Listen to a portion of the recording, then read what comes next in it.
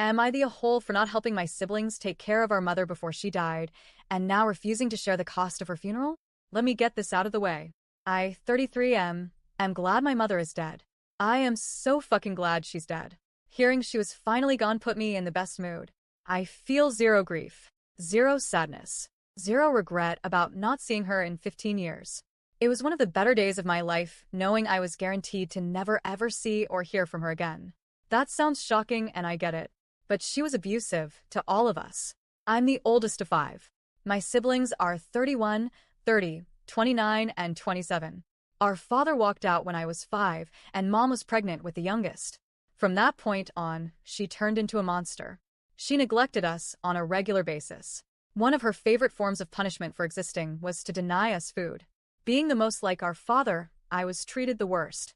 Where she'd deny them for a day at most, she'd deny me food for multiple days at a time.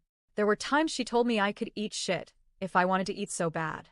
When she'd beat us, I always got it hardest, and she left scars when she attacked me. There were a number of men she let into our lives, and she let some of them molest me. I think she got some sick joy out of seeing me pay, because she couldn't punish our father for leaving. My siblings were never molested. They liked to ignore our mother's role in that, and only blamed her boyfriends.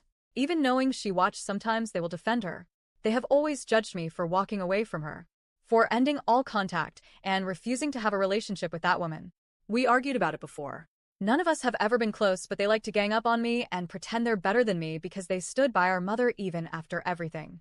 It drove me crazy and made me keep them at a distance. I told them I did not care if they stayed near our mother and kept their relationship with her, but they would not force that on me. This all turned into a bigger shit show when she got sick 2 years ago. They decided they'd take care of her until she passed and tried to convince me to do my part. I told them I would never help that woman and I owed her nothing. They argued she's our mother, but I shut that shit down. I refused to be in contact with them for a while. They attempted to get my wife to convince me to help, and she left them with no doubt of how much she stood by me. Our mother died 2 days ago. Now my siblings want to help pay for her funeral, and they are coming for me for saying no.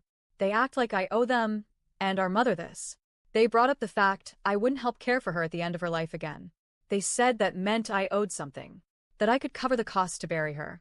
I made it perfectly clear that it will never happen, and I warned them I won't attend.